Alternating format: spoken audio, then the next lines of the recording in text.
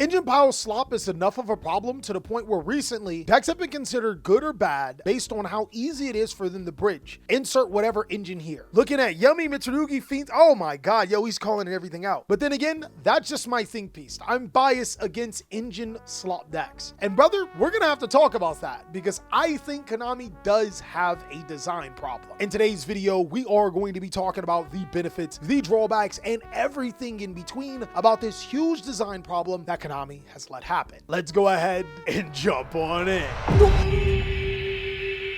What's going on with ya, big dogs? And it is an amazing day for Yu-Gi-Oh! I hope that's your day phenomenal, but it isn't. If it isn't, holy crap. Don't let what happened at the beginning of your day ruin the rest of your day. So I thought that this would be a really cool video idea for Chat and I to make a discussion about something that I think half of the player base may find really problematic and the other half would love. So if you guys have an opinion about the engine slop problem that's going on in Yu-Gi-Oh right now, please let us know down below in the comment section. What are your thoughts? Are you for and are you against? I have some things that I dislike and I have some things that I do like, and we're going to be talking about it all. But did somebody say fit check? Don't you think I'm so sexy? I dress so fresh and clean. Look, cut check. Anime.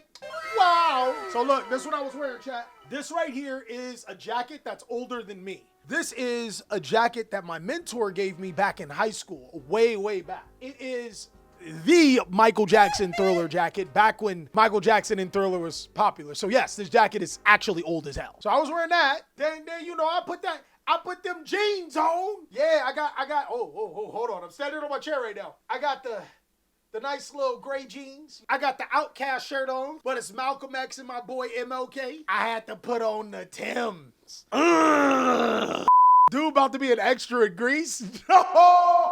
We got to talk about this design problem though, because there is some good and there is some bad. I'm going to do it like a sandwich. We're going to talk about good, bad, good, bad, good, bad. And again, I want to hear you guys' thoughts on what we have to say. We'll start off with some good though, and I want to hear what you guys have to say about it, is that pile slop Yu-Gi-Oh decks can be a creative outlet for Yu-Gi-Oh players. Let's face it, Yu-Gi-Oh is at a shortage when it comes to originality and creativity. And sometimes seeing a player combine certain strategies and engines together is kind of cool. I know for a fact, everyone has that slop Yu-Gi-Oh deck that they just have a place in their heart for. For me, it's Fiend Yu-Gi-Oh decks because they work so well together. It makes sense to me. I love Unchained Fiendsmith Magical Musketeer deck, mainly because like every piece of the deck, it felt like it was designed for one another and it's still fitting a thematic theme. It's still all fiends. I have an experience with engines as I use them usually pure or mix them with other conflicting engines.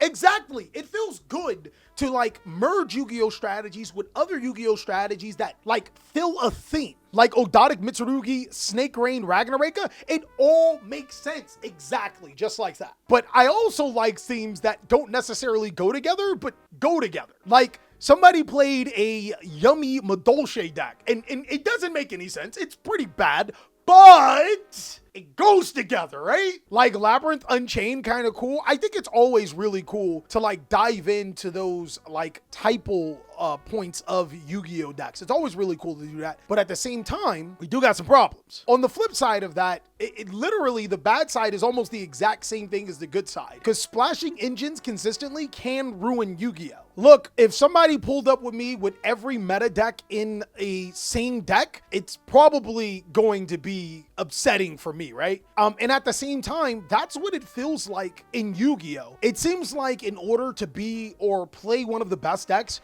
you have to be playing the most recent engine. How many times, chat, have you stopped a particular deck, a deck's engine, right? The main deck. And then they go, well, it's time for me to go into the other engine. If you can't give it a cool name that makes sense by mashing the names, you shouldn't be able to do it. Like how you go combine Raizio, Mitsu, Fiendsmith, Yummy, Kane. Bro, and you know what? I think it's very competitive right now. I think it's Yummy, Dark Magician, Azamina, K9. Mitsurugi? I don't know, man. Maybe not. So I could see like both sides, but if I had to give it one, me personally, I would probably lean closer towards the bad. I mean, that would probably be my verdict between those two arguments, right? And it's simply because I have played Yu-Gi-Oh! Long enough to see all the unhealthiness. Granted, there's some healthy things, there's some cool things, there's some fun things, but there seems to be way more unhealthy things that price lock people out of the game. And when they finally do become cheap, they're not that playable. Like Mitsurugi. If you guys notice that, the Triff format deck. Bro, Triff is a revolutionary mind, brother. He's on to something. Honestly, that cash gatekeep pisses me off. It's always the feeling of, man, you get this bougie stank engine out of my base rogue mud tier deck. He's talking about Vanquish Soul, brother. He's speaking to my heart. Look, low-key, we're kind of freestyling this video because we just thought we should make a video on the spot. But if you guys like the format and like what we're saying here and want to see these discussions more, go ahead and let us know. And also, remember, big dogs, it ain't a party without Raven Wing. I was gonna say Diddy, but I want nothing to do with Diddy, and these sleeves want nothing to do with Diddy. So here it is, big dogs. Chat already knows it. They're gonna tell you. Raven Wing is what, chat? Is it the best? Is it the very best? Is it that no one ever was? You guys go ahead and let us know. You thought it was a box of Durex? Brother, no!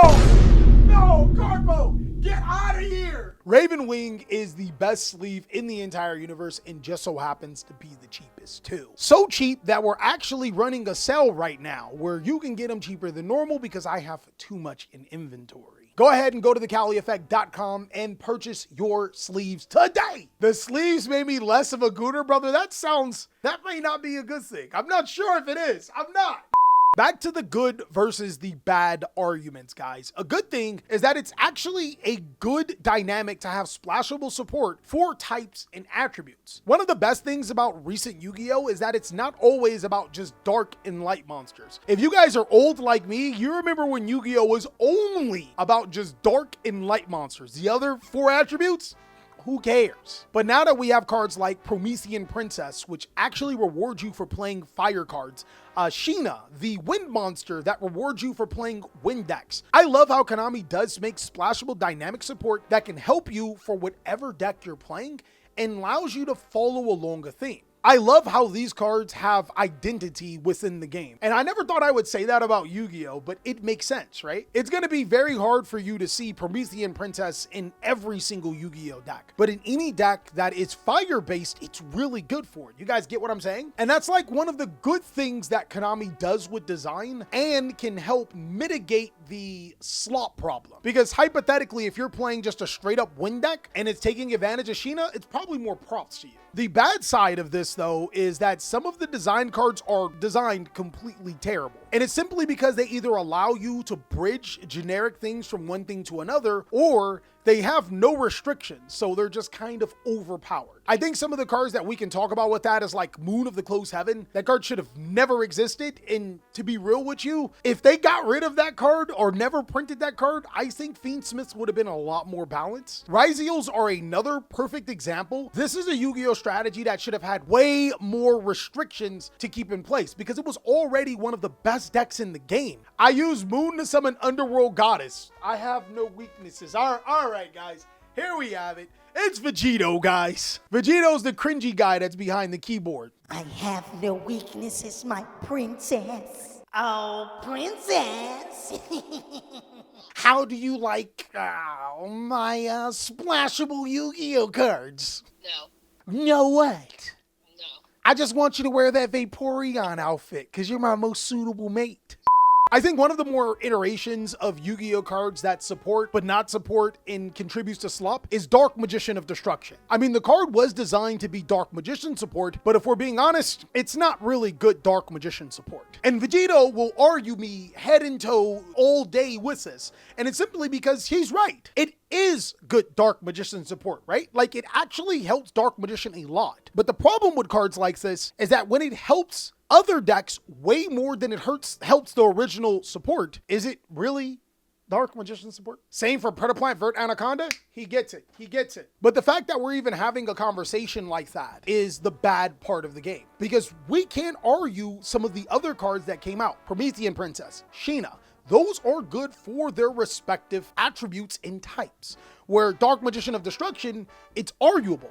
And that's where Konami has the huge design problem. If I had to side with one argument on here, I think Konami does a really good job of making those Promethean princesses and Sheenas and stuff like that. And with the amount of cards that they make every year, they're bound to make some bad cards. I'm gonna side with the good simply because they seem to make really, really good cards. And if they get the bad under control, they are great with balancing. But I wanna know what you guys think about those two arguments. And the last argument.